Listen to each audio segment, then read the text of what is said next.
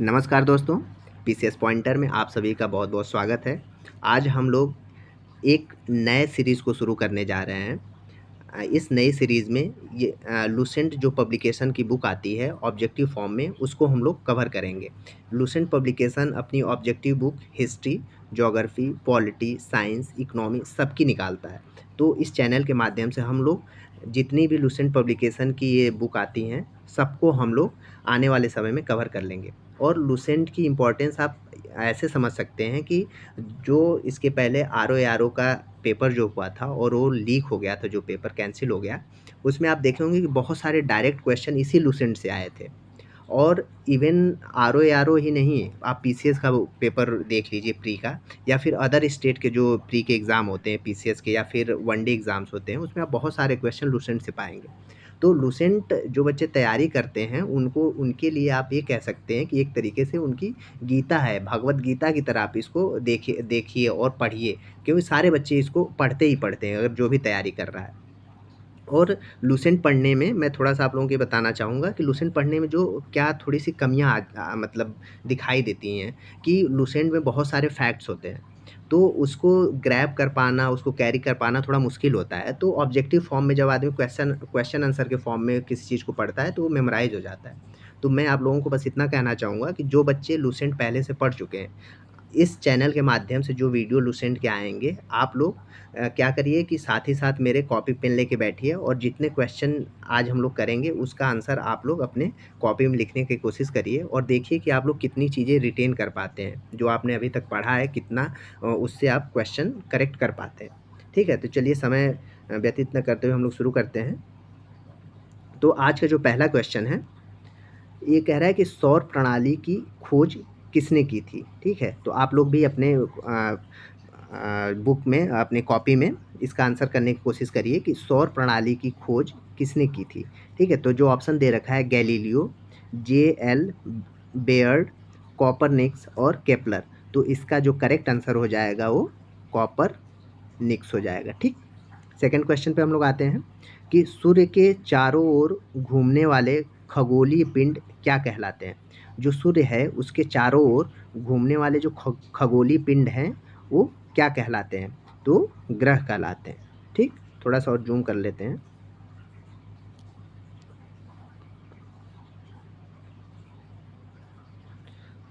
ठीक।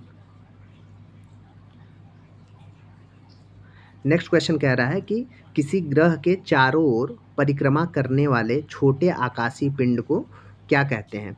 तो ऑप्शन दे रखा है ग्रह, उपग्रह, क्षुद्र ग्रह, सौर तारा। तो करेक्ट आंसर क्या हो जाएगा इसका? करेक्ट आंसर हो जाएगा उपग्रह हो जाएगा। ठीक? नेक्स्ट क्वेश्चन की हम लोग बात करते हैं कि ग्रहों की गति का नियम किसने प्रतिपादित किया? ऑप्शन दे रखा है न्यूटन, केपलर, कोपरनिकस और गैलीलियो। तो करेक्ट आंसर इसका क्या हो जाएगा? केपलर हो जाएगा, और ये पीसीएस में आया हुआ क्वेश्चन है। ठीक? नेक्स्ट क्वेश्चन कह रहा है कि सौर मंडल में कुल कितने ग्रह हैं? कुल टोटल ग्रहों की संख्या कुल कितनी है? तो कुल कितने ग्रह हैं? तो 8 ग्रह हैं। इसके पहले एक प्लूटो ग्रह था, उसको भी ग्रह के रूप में माना गया था, लेकिन 2006 के बाद से उसको ग्रह नहीं माना जाता है। तो अब ग्रहों की संख्या कितनी है? 8 है। ठीक? आगे बढ़ते हैं हम लोग। नेक्स्ट क्वेश्चन कह रहा है कि सूर्य से बढ़ती हुई दूरी के अनुसार ग्रहों का निम्न में से कौन सा क्रम सही है? यानी कि यहाँ पे सूर्य है, तो इसके बाद कौन-कौन से ग्रह हैं? उसकी दूरी पूछ रहा है कि बढ़ते हुए क्रम में आप लोगों को बताना है। तो पहला ऑप्शन इसका करेक्ट हो जाएगा। ठीक है? क्योंकि यहाँ पे अगर ये सन है, तो इसके बाद आता है बुध आता है, शुक्र आता है, पृथ्वी, मंगल, बृहस्पति, शनि, अरुण, वरुण, ऐसे करके ये ग्रहों का क्रम है। ठीक? आगे बढ़ते हैं नेक्स्ट क्वेश्चन कि पृथ्वी से बढ़ती दूरी के अनुसार ग्रहों का निम्न में से कौन सा क्रम सही है? अब क्या पूछ रहा है कि यहाँ पृथ्वी है केंद्र में, और इसके पास कौन सा ग्रह है और उनका बढ़ता हुआ क्रम है बताना है। ठीक है? तो इसका जो करेक्ट आंसर हो जाएगा शुक्र, मंगल, बुध और बृहस्पति। यानी कि जो पृथ्वी है उसके सबसे पास में शुक्र है, फिर मंगल है, फिर बुध है और बृहस्पति। इस तरीके से उसका क्रम है। नेक्स्ट क्वेश्चन है कि आकार के अनुसार सौरमंडल के ग्रहों का अवरोही क्रम पूछ रहा है। ठीक है, यानी सबसे बड़ा ग्रह फिर सबसे छोटा, इस क्रम में हमें बताना है। तो सबसे बड़ा ग्रह कौन सा हो जाएगा? सबसे बड़ा तो बृहस्पति है, फिर शनि, अरुण, वरुण, पृथ्वी, शुक्र, मंगल और बुध। ये हमारा इसका सही क्रम है। आगे बढ़ते हैं हम लोग। नेक्स्ट क्वेश्चन कह रहा है कि निम्नलिखित में से कौन सौर मंडल का भाग नहीं है? ठीक है, सौर मंडल का भाग नहीं है, तो इसका करेक्ट आंसर क्या हो जाएगा? पहले ऑप्शन देख लेते हैं, क्षुद्र ग्रह, धूमकेतु, उपग्रह या निहारिका। तो इसका करेक्ट आंसर क्या हो जाएगा? निहारिका। ठीक है, ये सौर मंडल का भाग नहीं है। ठीक है, एक चीज़ और, जब भी आप लोग क्वेश्चन पढ़ा करिए तो उसमें कहीं पे नहीं शब्द लिखा हो तो उसको आप लोग एक सर्किल कर लीजिए, वहाँ पे कुछ मार्क आप बना लीजिए कि आप लोग उस क्वेश्चन का करेक्ट आंसर लगा पाएँ। हालाँकि इसको कभी-कभी मिस कर देने पे वो क्वेश्चन गलत हो जाते हैं। ठीक है, नेक्स्ट क्वेश्चन पे आते हैं हम लोग।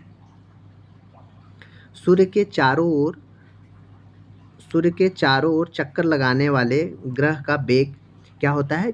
अधिकतम, इसका करेक्ट आंसर क्या हो जाएगा? अधिकतम होता है जब सूर्य के वो समीप होता है। ठीक, करेक्ट आंसर क्या हो जाएगा कि सूर्य के चारों ओर चक्कर लगाने वाले ग्रह का जो वेग है वो अधिकतम होता है जब वो सूर्य के पास में हो जाता है। नेक्स्ट क्वेश्चन की बात करते हैं हम लोग। अंतरिक्ष में कुल कितने तारामंडल हैं? ठीक, ऑप्शन दे रखा है 87, 88, 89 और 90। तो करेक्ट आंसर इसका क्या हो जाएगा? 89। अंतरिक्ष में कुल कितने तारामंडल हैं? तो 89 हो जाएगा। फिर निक्स ओलंपिया कोलंबस पर्वत किस ग्रह पर स्थित है? ये इंपॉर्टेंट क्वेश्चन है, आया हुआ भी है। तो ये किस ग्रह पर है? तो ग्रह का नाम दे रखा है बुध, शुक्र, पृथ्वी और मंगल ग्रह। तो करेक्ट आंसर इसका क्या हो जाएगा? मंगल ग्रह पे ये पर्वत है। ठीक, आगे बढ़ते हैं हम लोग। पार्थिव ग्रहों की संख्या कितनी है? पार्थिव ग्रहों की संख्या कुल कितनी है? तो कुल 4 पार्थिव ग्रह हैं। पार्थिव ग्रह का क्या मतलब है कि जो चट्टानों से, पत्थर से, इस तरीके से जो ग्रह बने हैं उसको पार्थिव ग्रह कहते हैं। ठीक है, जैसे पृथ्वी हो जाएगा, बुध हो जाएगा, शुक्र हो और मंगल। ये 4 ग्रह ऐसे हैं कि जो इनको पार्थिव ग्रह कहा जाता है। निम्नलिखित में से कौन एक पार्थिव ग्रह नहीं है? ठीक है, तो अभी मैं 4 ग्रहों का आप लोगों को नाम बताया था, तो इसमें से कौन सा एक ग्रह है जो पार्थिव ग्रह नहीं है? तो शनि। शनि क्या है? पार्थिव ग्रह नहीं है। बाह्य ग्रह या बृहस्पति सदृश ग्रहों की संख्या कितनी है? तो ये भी टोटल 8 ग्रह हैं, तो 8 में से 4 तो पार्थिव ग्रह हैं और 4 जो हैं बाह्य ग्रह या बृहस्पति सदृश ग्रह हैं। उनकी भी संख्या कितनी है? 4। और ये 4 कौन है? बृहस्पति है, शनि है, अरुण है और वरुण है। ये 4 ग्रह हैं। ठीक, नेक्स्ट क्वेश्चन कह रहा है कि बृहस्पति सदृश ग्रहों में सम्मिलित नहीं है, यानी बृहस्पति के समान कौन सा ग्रह नहीं है? तो वो मंगल ग्रह नहीं है। और ये किस प्रकार का ग्रह है? तो ये पार्थिव ग्रह है। नेक्स्ट क्वेश्चन, निम्नलिखित में से किन किन 2 ग्रहों को छोड़कर शेष सभी ग्रह सूर्य के चारों ओर वामावर्त घूमते हैं? ठीक है, तो इसमें से कौन से 2 ग्रह हैं कि जो पृथ्वी हमारी कैसे घूमती है? यहाँ पे सन है, तो ये पश्चिम से पूरब की ओर घूमती है पृथ्वी। लेकिन 2 ग्रह ऐसे होते हैं कि अगर ये सन है तो ये पूरब से पश्चिम की ओर घूमते हैं। ठीक है, ये केवल 2 ग्रह हैं। तो ये कौन से 2 ग्रह हैं? ये शुक्र और अरुण है। ठीक है, ये कौन से 2 ग्रह हैं? शुक्र और अरुण है। इसको कैसे याद कर सकते हैं हम लोग? यूवी रेस जो होती है, तो यू से क्या हो जाएगा? यूरेनस, और वी से वीनस हो जाएगा। ठीक है, ये 2 ग्रहों के नाम इंग्लिश में इनको बोलते हैं, तो यूवी के नाम से आप लोग याद कर लेंगे। तो ये हमेशा पृथ्वी जिस डायरेक्शन में घूमती है उसके अपोजिट ये दोनों ग्रह घूमते हैं। ठीक, नेक्स्ट क्वेश्चन पे आते हैं हम लोग। सौर मंडल का जन्मदाता किसे कहा गया है? ठीक है, सौर मंडल का जन्मदाता किसे कहा गया है? तो ऑप्शन दे रखा है सूर्य, पृथ्वी, बृहस्पति या फिर शनि। तो इसका करेक्ट आंसर क्या हो जाएगा? सूर्य हो जाएगा। ब्रह्मांड में विस्फोटी तारा कहलाती है, यानी कि ब्रह्मांड में जो विस्फोटी तारा किसको किसको हम लोग कहते हैं? तो ऑप्शन दे रखा है धूमकेतु, उल्का, लुब्धक या फिर अभिनव तारा। तो इसका करेक्ट आंसर क्या हो जाएगा? करेक्ट आंसर लुब्धक तारा। ठीक, नेक्स्ट क्वेश्चन कह रहा है कि वैज्ञानिक जिन्होंने सर्वप्रथम खोज की कि पृथ्वी सूर्य के चारों ओर घूमती है। ठीक है, तो कौन से वैज्ञानिक थे? ऑप्शन दे रखा है न्यूटन, डाल्टन, कॉपरनिक्स और आइंस्टीन। तो इसका करेक्ट आंसर क्या हो जाएगा? कॉपरनिक्स। ठीक है। और कोपरनिकस ने जो ये खोज की थी, बताया था, इसकी वजह से इनको दंडित भी किया गया था, क्योंकि उस समय यूरोप में जहाँ पे रहते थे वहाँ पे चर्च का बहुत दबदबा था। तो इसलिए, क्योंकि चर्च का मानना था कि ब्रह्मांड के केंद्र में पृथ्वी है, लेकिन इन्होंने खोज किया कि नहीं, ब्रह्मांड के केंद्र में पृथ्वी नहीं, सूर्य है। ठीक, आगे बढ़ते हैं हम लोग। निम्नलिखित में से कौन सा ग्रह नहीं है जिसने प्राचीन भारतीय ग्रह मानते थे? ठीक है, क्वेश्चन को एक बार फिर से पढ़ लेते हैं। निम्नलिखित में से कौन सा ग्रह नहीं है, ठीक है, पूछ रहा है कौन सा ग्रह नहीं है जिसे प्राचीन भारतीय ग्रह मानते थे। तो ग्रह तो हम लोगों को पता है कि 8 ग्रह हैं इस समय, ठीक है। तो इसमें से ऑप्शन दे रखा है सूर्य, मंगल, शुक्र और शनि। तो कौन सा ग्रह नहीं है? तो सूर्य हमारा ग्रह नहीं है, जबकि सूर्य एक तारा है।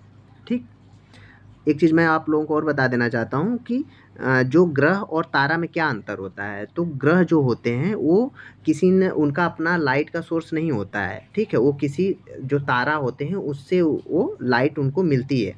लेकिन जो तारा होते हैं उनकी खुद की लाइट होती है, ठीक है। तो जैसे सूर्य चमकता है, ठीक है, तो इसकी खुद की लाइट है, इसलिए ये एक ग्रह नहीं है, सूर्य एक तारा है। ठीक, नेक्स्ट क्वेश्चन की हम लोग बात करते हैं कि सूर्य के संगठन में सहायक गैस कौन सी है? ठीक है, यानी जो सूर्य बना है उसके वहाँ पे कौन कौन सी गैस है, ठीक है, उनके संगठन में कौन सी गैस है। तो ऑप्शन दे रखा है oxygen, carbon dioxide, helium, oxygen, helium, nitrogen, hydrogen और हीलियम।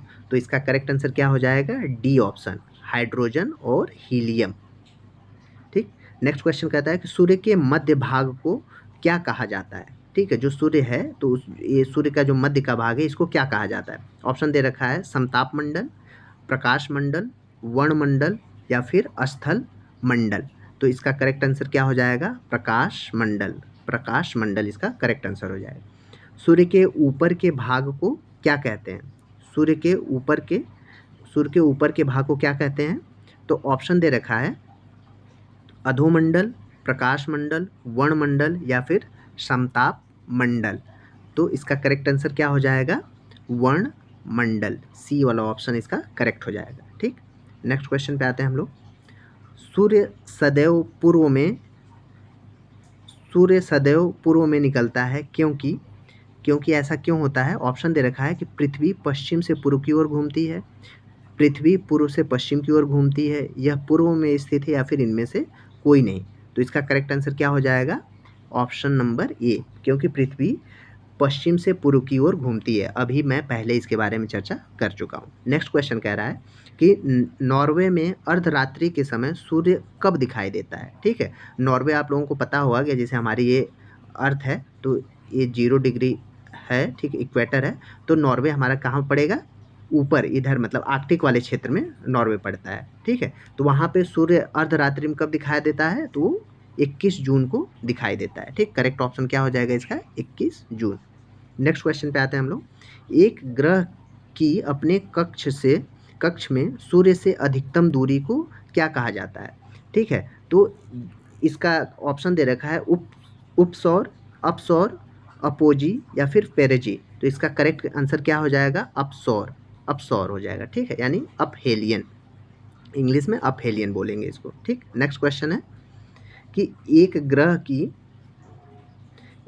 की अपने कक्षा में सूर्य से न्यूनतम दूरी, यानी कि यहाँ पे सन है, ठीक है, तो इसकी जो कक्षा है यहाँ पे अगर जो दूसरा एक ग्रह है वो अगर एक पास में है तो उसको क्या बोलेंगे? और एक दूसरा कंडीशन, जो पहला एक कंडीशन था अपसौर वाला, ये क्या है कि सन से डिस्टेंस इसकी ज़्यादा है। और एक कंडीशन ऐसी आएगी जब ये इसका चक्कर लगाएगा ऐसे ऐसे, तो एक बार ऐसा आएगा कि सन से बहुत पास में आ जाएगा। तो जब इस वाली कंडीशन की बात कर रहा है, जब सन से वो पास में आ जाता है तो उसको क्या बोलते हैं? तो उसको बोलते हैं अपसौर, यानी पेरीहेलियन। ठीक है, करेक्ट आंसर इसका ए हो जाएगा 28 का। अब 29 क्वेश्चन को देखते हैं हम लोग। कह रहा है कि निम्नलिखित में से किनके बीच की औसत दूरी को खगोलीय एकक कहा जाता है? खगोलीय एकक कहा जाता है। ऑप्शन दे रखा है पृथ्वी और सूर्य के बीच को, पृथ्वी और चंद्रमा के बीच को, बृहस्पति तथा सूर्य के बीच की दूरी को, या फिर प्लूटो तथा सूर्य। तो इसका करेक्ट आंसर क्या हो जाएगा? पृथ्वी तथा सूर्य के बीच की दूरी को खगोलीय एकक कहा जाता है। ठीक, नेक्स्ट क्वेश्चन पे आते हैं हम लोग। नेक्स्ट क्वेश्चन कह रहा है कि मध्य रात्रि सूर्य का क्या अर्थ है? ठीक है, मध्य रात्रि सूर्य का क्या अर्थ है? तो क्वेश्चन इसका ऑप्शन दे रखा है, सांध्य प्रकाश, उदीयमान सूर्य, बहुत चमकदार चंद्रमा, या सूर्य का ध्रुवी वृत्त में देर तक चमकना। तो इसका करेक्ट आंसर क्या हो जाएगा? सूर्य का ध्रुवी वृत्त में देर तक चमकना। नेक्स्ट क्वेश्चन कह रहा है कि मध्य रात्रि का सूर्य किस क्षेत्र में दिखाई देता है? ठीक है, ऑप्शन दे रखा है, भूमध्य सागरीय क्षेत्र, भूमध्य रेखीय क्षेत्र, आर्कटिक क्षेत्र, या जापान से पूर्व के क्षेत्र। तो इसका करेक्ट आंसर क्या हो जाएगा? ऑप्शन नंबर सी, आर्कटिक क्षेत्र में मध्य रात्रि का सूर्य दिखाई देता है, मध्य रात्रि में सूर्य दिखाई देता है। ठीक, नेक्स्ट क्वेश्चन कह रहा है कि सूर्य में जो काला धब्बा होता है, सूर्य में जो काला धब्बा होता है, इसका क्या मतलब है? ठीक है, ऑप्शन दे रखा है, सूर्य में एक बड़ा काला छेद है, दिन के दौरान धब्बे ऊर्जा के स्रोत होते हैं, धब्बे वे स्थान हैं जो प्रकाश उत्सर्जित करने में असमर्थ हैं, या फिर नेक्स्ट कह रहा है इनमें से कोई नहीं। तो इसका करेक्ट आंसर क्या हो जाएगा? ऑप्शन नंबर सी इसका करेक्ट आंसर हो जाएगा। ठीक, नेक्स्ट क्वेश्चन कह रहा है कि सूर्य के रासायनिक मिश्रण में हाइड्रोजन का प्रतिशत कितना होता है? जो क्योंकि सूर्य पे पता है कि एक हाइड्रोजन होता है, दूसरा हीलियम गैस होती है, इन्हीं दो गैसों के मिश्रण से सूर्य का पूरा स्ट्रक्चर बना हुआ है। ठीक है, तो ये पूछ रहा है कि उसमें हाइड्रोजन का कितना प्रतिशत होता है? तो हाइड्रोजन का कितना प्रतिशत होता है? 71% हाइड्रोजन का होता है। ठीक है, इंपॉर्टेंट क्वेश्चन है। नेक्स्ट क्वेश्चन कह रहा है कि निम्नलिखित में से कौन एक तारा है? ठीक है, तारा पूछ रहा है यहाँ पे। ठीक है, इसके बारे में पहले चर्चा कर चुका हूँ कि तारा किसको कहते हैं। तो जिनके पास खुद की लाइट होती है, ठीक है, खुद का प्रकाश होता है, उनको तारा कहते हैं। ठीक, ऑप्शन दे रखा है, चंद्रमा, शुक्र, पृथ्वी और सूर्य। ठीक है, जैसे हम लोगों को पता है कि चंद्रमा क्या है? एक उपग्रह है। ठीक है, इसकी भी अपनी खुद की लाइट नहीं है। शुक्र और पृथ्वी एक ये सब ग्रह हैं। तो बचा क्या? डी ऑप्शन, यानी कि सूर्य जो है इसका करेक्ट आंसर होगा। ठीक, नेक्स्ट क्वेश्चन पे हम लोग बढ़ते हैं।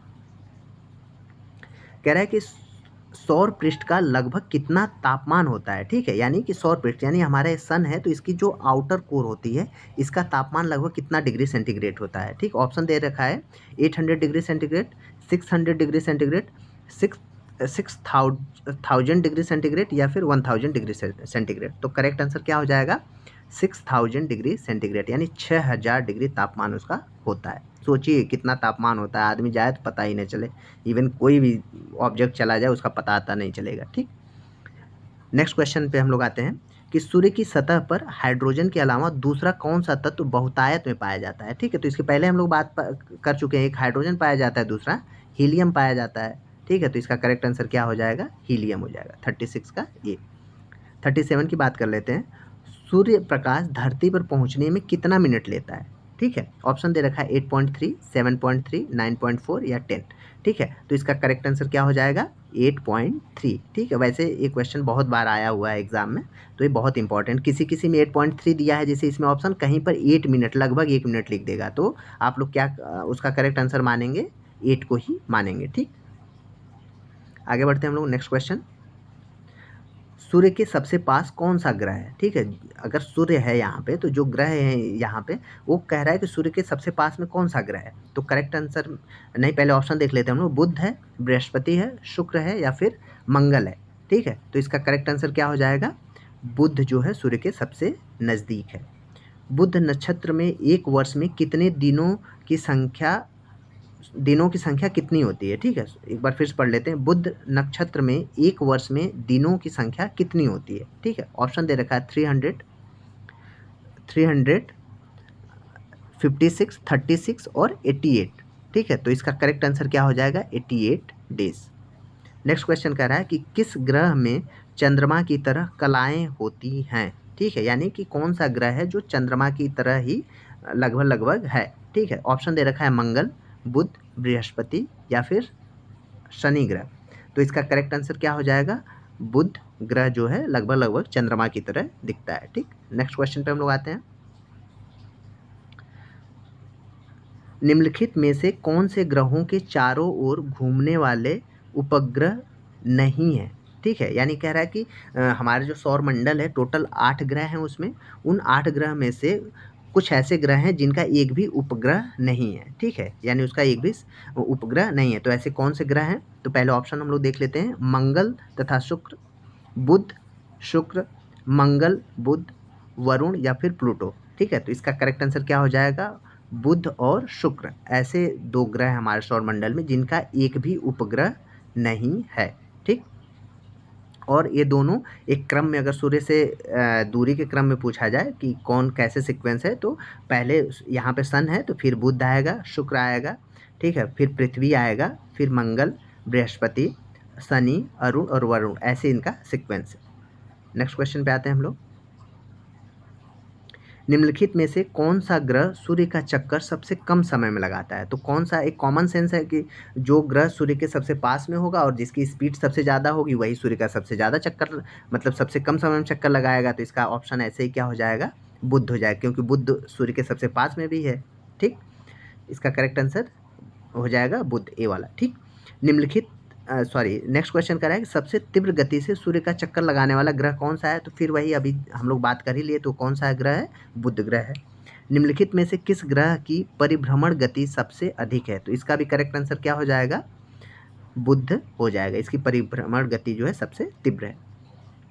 निम्नलिखित में से किस ग्रह का अक्षीय झुकाव सबसे अधिक है? ठीक है, पूछ रहा है कि इसमें से अक्षीय झुकाव किस ग्रह का सबसे अधिक है। ऑप्शन दे रखा है पृथ्वी, बुध, प्लूटो और शनि।